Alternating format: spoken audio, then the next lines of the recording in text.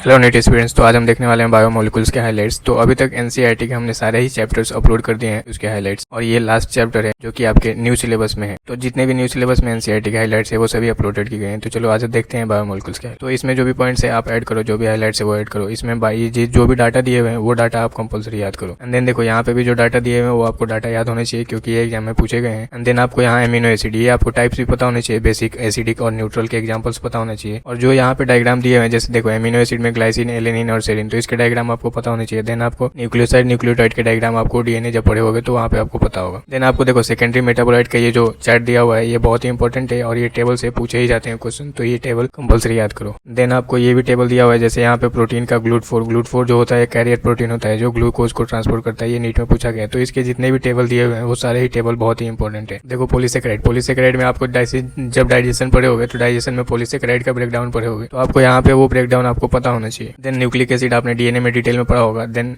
Structure of protein आपने chemistry में भी पढ़ा होगा, और यहाँ पे भी आपको अच्छे से पढ़ना है, और इसके एग्जांपल्स आप अच्छे से याद रखो। देन आपको नेचर ऑफ बॉन्ड, जो भी बॉन्ड के टाइप्स है वो बहुत बार क्वेश्चन पूछे गए तो याद कर लो। एंड देन डायनेमिक स्टेट, यहाँ पे जो भी हाईलाइट दिए हुए हैं 2-3 वो पूछे गए क्वेश्चन है और उससे पूछे जाते हैं। एंड देन आपको लिविंग स्टेट से भी क्वेश्चन पूछे गए हैं। And then enzyme most important chapter है, इससे क्वेश्चन पूछे ही जाते हैं, तो एंजाइम को मत छोड़ो। इसके जो ग्राफ है और इसके जो कंसेप्ट है वो अच्छे से पढ़ो। एंड देन ये जो ग्राफ है उसको अच्छे से करो। देन आपको फैक्टर अफेक्टिंग एंजाइम एक्टिविटी ये अच्छे से आपको याद होना चाहिए। एंड देन आप यहाँ पे देखो जितने भी यहाँ पे जितने भी पॉइंट्स मुझे ऐड करने थे वो मैंने ऐड कर दिए हैं, और इससे बाहर आपको कोई भी चीज़ नहीं पूछा जाएगा, और इसके एग्जांपल्स मोस्ट इंपॉर्टेंट है वो आप याद रखो। So all the best NEET aspirants.